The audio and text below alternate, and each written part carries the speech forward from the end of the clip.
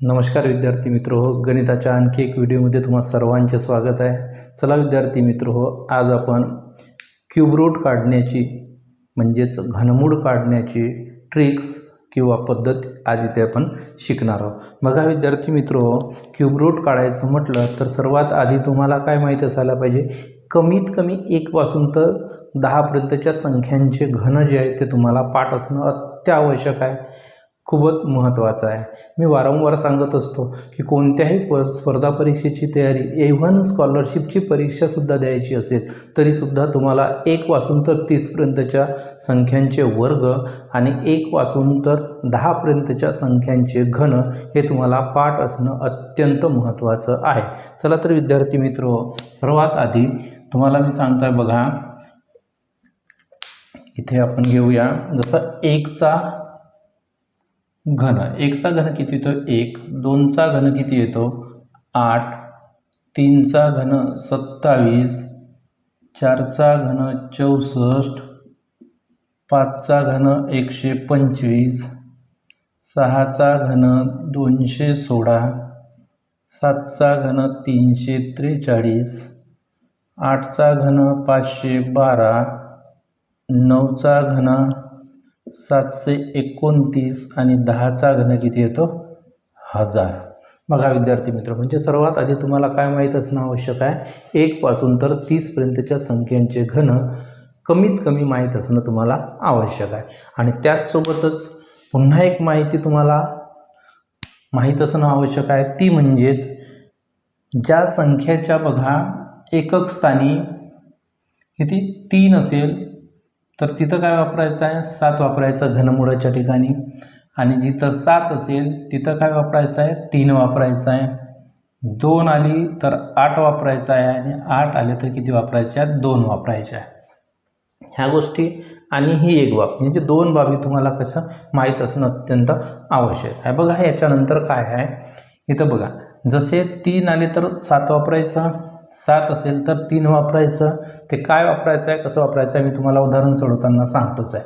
म्हणजेच काय आहे, जसं की इथं बघा हे एक नंबर आहे, याचा आपल्याला काढायचं आहे घनमूळ.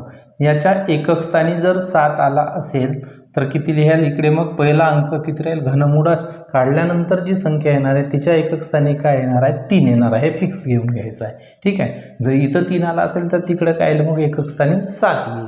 अशाच पद्धतीने 2 असेल तर 8 येईल, आणि 8 असेल तर 2 येईल. अशा पद्धतीने तुम्हाला घ्यायचं आहे. बाकीच्या ज्या बघा 2, 3 आणि 2, 8, 3, 7 ह्या संख्या सोडल्या तर बाकी जेवढ्याही संख्या आहेत उरलेल्या तेवढ्या संख्येच्या एकक स्थानी तोच अंक येतो. बघा विद्यार्थी मित्र, जसं बघा इथं 4 आहे ते बघा एकक स्थानी 4च आला, 5 आहे तर इथं बघा एकक स्थानी 5च आला, 6 आहे तर बघा एकक स्थानी 6च आला, 7 आहे तर 3 आला. मी तुम्हाला सांगितलंच बघा 7 आहे तर 3 आला, 8 आहे तर 2 आहे बघा, 8 आहे तर 2 आहे, समजलं. आणि 9 असेल तर 9 असेल तर काय ते 9 येते.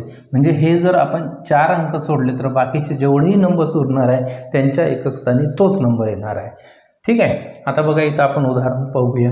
आपल्याला काढायचं आहे 2744चा घनमूळ काढायचा आहे. भले हा तुम्हाला याचा घनमूळ माहीतही असेल तरी पण तो कशा पद्धतीने काढायचा आहे ते आज आपण इथे बघणार आहोत. बघा विद्यार्थी मित्र, सर्वात पहिले काय करायचं आहे, तुम्हाला ज्या संख्येचा घनमूळ काढायचा आहे त्याचे काय करायचे, आपल्याला 3 संख्येचा ग्रुप करायचं.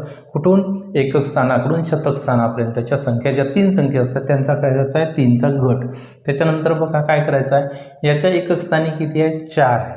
4 आहे तर काय येणार आहे 4 आहे तर 4च येणार आहे, कारण 2 असेल तर 8 येते, 8 असेल तर 2 येते, 3 असेल तर 7 येते, आणि 7 असेल तर 3 येते. हेच फक्त आहे. बाकीच्या जेवढे मग उरलेल्या संख्या आहे ती संख्या असेल तर तीच संख्या येते. झाली म्हणजे एकक स्थानची संख्या तुम्हाला मिळालेली आहे. त्यानंतर आता जी उरलेली संख्या असेल इकडे उरलेल्या नंबर्स आता किती 2च आहे, 2च्या आतमध्ये 2पेक्षा खाली परंतु ती संख्या कोणत्या तरी संख्येचा घन असायला पाहिजे. अशी संख्या कोणती आहे, फक्त एकच आहे, बरोबर आहे. बघा 2च्या खाली असणारी घनवाली संख्या कोणती 1 आहे. ही कोणत्या संख्येचा घन आहे 1चा, म्हणून हा काय झाला मग या संख्येचा घनमूळ किती झाला मग हा 14. समजलं विद्यार्थी मित्र. चला दुसरं उदाहरण बघूया. दुसरा नंबर आहे बघा 19683. याचा काय करायचा आहे घनमूळ. 3 सर्वात आधी काय करायचं आहे 3 संख्येचा काय करायचा आहे ग्रुप पाडला. इथं 3 आहे, 3 आहे म्हणजे बघा 7 लिहायला पाहिजे, कारण 3 असेल तर 7 लिहितो, 3 आहे तर 7 लिहिलं. त्याच्यानंतर आता 19च्या खाली म्हणजे 19च्या आतमध्ये येणारी घनवाली संख्या कोणती आहे, तर कोणती आहे बघा. 19च्या खाली हे माहितीसाठी फक्त लिहून ठेवलेलं आहे, तुम्हाला पाठ असेलच. 19च्या खाली कोणती आहे, फक्त कोणती आहे, 8 आहे. मग 8 कोणत्या संख्येचा घन आहे, 2चा. अशा पद्धतीने 19,683 या संख्येचा घनमूळ किती आलेला, 27. बघा तिसरं उदाहरण 54,872. इथं सर्वात आधी पाडायचा 3 संख्येचा गट 2 आहे. 2 आहे म्हणजे काय येणार आहे, 8 येणार आहे. आपल्याला माहीत आहे 2 असेल तर काय येते, 8 येते. 3 संख्या झाल्या. आता राहिल्या किती आहे, 54. 2 संख्या 54. 54च्या आतमध्ये येणारी क्यूबवाली संख्या कोणती आहे, 54च्या आतमध्ये येणारी क्यूबवाली संख्या कोणती आहे, 27. मग 27 कोणत्या संख्येचा घन आहे, 3चा. झाला बघा विद्यार्थी मित्र, म्हणजे या संख्येचा घनमूळ किती आहे, 38. आता बघा इथं 79,507 3 संख्येचा गट पाडावा तर 7 आहे. 7 आहे म्हणजे काय येणार आहे, 3 येणार आहे. झाले. इथं आहे 79च्या आतमध्ये येणारी घनवाली संख्या कोणती आहे, 64 कोणत्या संख्येचा घन आहे, 4चा. बघा हे झाले 43.